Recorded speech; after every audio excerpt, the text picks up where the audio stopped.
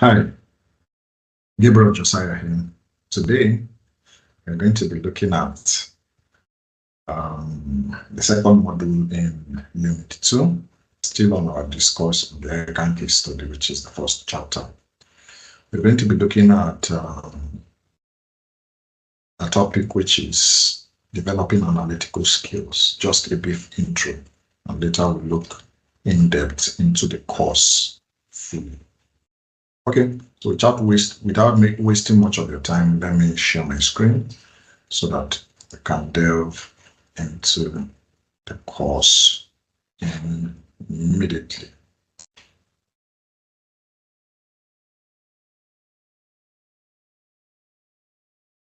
Okay, I've shared my screen and I believe you can see it. All right. So as part of the process of developing skills and expertise in this analytical process, there's a list of questions you need to ask when you are doing your analysis on a case. So it's very important to understand that analytical skills come by you understanding the case, comprehending it, cogitating it, and letting it resonate with you, and you also bringing out facts, valuable facts from the case that harnesses your analytical skills. So you're going to be asking several questions to show that you know how to analyze cases in the case study exam. So the first question you're going to ask is under the heading called assimilation of data and information. So the first question under this header is what information was provided to you? What kind of data was given to you? In that information, what is your role? Are you to advise or are you a consultant? What's your role? It's very important to understand that. What sort of organization is presented to you? What business are they onto? What are the commercial issues, organizational issues, or the ethical issues in the case? It's important to take note of that.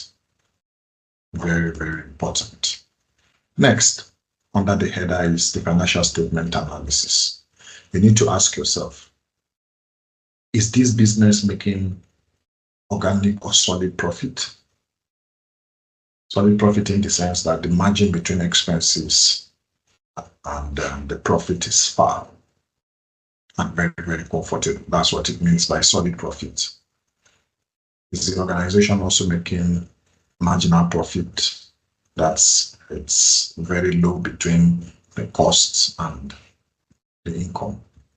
The profit is low. Then also I'll add, is the organization breaking even? There's no profit and there's no loss. And the last question you ask under the financial statement analysis is the company making losses? So very important. So you look at the kind of profits from before tax, after tax, operating profits, and all that will make you analyze the financial statement very expressly. What are the main revenue streams? Do they have one? Do they have three? Is there any possibility of diversifying the revenue streams and the centers to make the company more profitable? How does it make its profit? Why is it making losses? So the how it makes profit is important. What revenue centers are driving those profits? You need to identify that in your analysis. If it's losses, why is it making losses? Are they high cost of sales or high operating expenses? You also ask, is the statement of financial position strong? Strong in the sense that the assets cover the liabilities fully, or is it weak? The assets are lower than the liabilities. Ask yourself, what's the financial structure? Is it appropriately financed? There's a balance between equity and debt. So you're talking about financial leverage. Is the company highly geared? That means debt are more than equity, or is lowly geared, which is equity is more than debt. We'll look at that in detail as we continue in other chapters. You also ask, is it generating or absorbing cash? So generating and absorbing cash in the sense of its current assets. We'll look at that later in detail. What is the future prospect of this company, which is your client, you're advising or providing consultancy services? What is the prospect of this client or your employer, as the case maybe? Okay, so the next header and questions you'll be asking is also what other financial information is provided apart from the financial statement. So apart from financial statement analysis, you also do financial data analysis, which predominantly comes in requirement 2. So you ask, what information is provided in this data analysis? What key related non-financial factors are provided? Are they legal agreements? Are they tender documents, bids, and other issues? What other numerical details are provided for consideration? Budgets, forecasts, pricing parameters for tenders, procurements, and so on. You also ask what key assumptions for the additional financial or non-financial factors are provided, because you need to make assumptions, reasonable assumptions, very important. What are the identifiable critical factors concerning the data provided? What are the dates, the deadlines, tipping points? It's very important. You also have a header under operational and strategic analysis that will be embedded in requirement 1 or 2, which would include operational and strategic analysis. So you ask yourself, where is the business you're analyzing or the case you're analyzing in its life cycle? So we have a product or a business life cycle stage, which has to do with starting, growing, maturing, and decline stage. So these 4 parameters, you ask yourself, where is the business in these 4 areas? So the next one is, what generic issues is the business facing at the current point where you held the financial information and non-financial information provided to you? Where is the business at that point? You also ask, what are the specific potentials strategically the business could be positioned at that point, or where they could be? Because if you ask yourself also, what are the business strengths and weakness? What are they good at? What is their competitive advantage?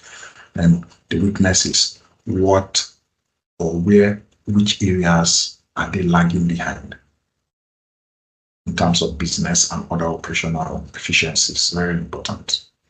Also take note of a header which has to do with applying your professional skepticism, the ethical awareness of the company, its industry average, and the business environment. It's very important. What are the known or obvious current industry issues? So within the industry, let's say, for example, FMCG, the company is into FMCG, fast-moving consumer goods. What are the known issues in that industry? You ask yourself also, what are the top companies doing at that moment? What are the topical issues, current topical issues? It's important to take note of it. It will help you in analyzing the financial and non-financial data provided.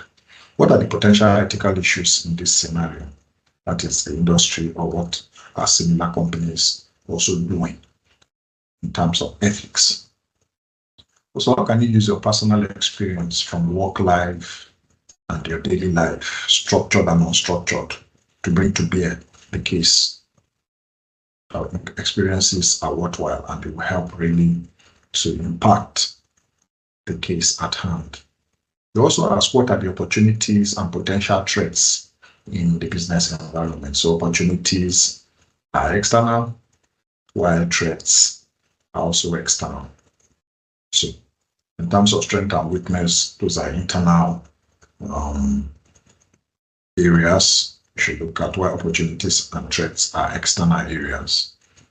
Also ask yourself, finally, what is the business or the case you're studying, its competitive advantage and core competencies? What are they good at? What do they do that creates a niche that no other competitor does? These are vital questions you ask yourself in the case. It's very important. Okay, and I'll stop here for now in analyzing your case for the document given to you. These skills are essential. So asking these questions will harness your skills as you keep practicing previous diets and questions, reading through documents and other materials will help harness your analytical skills. Thank you very much for listening, and I'll see you in the next model. Bye for now.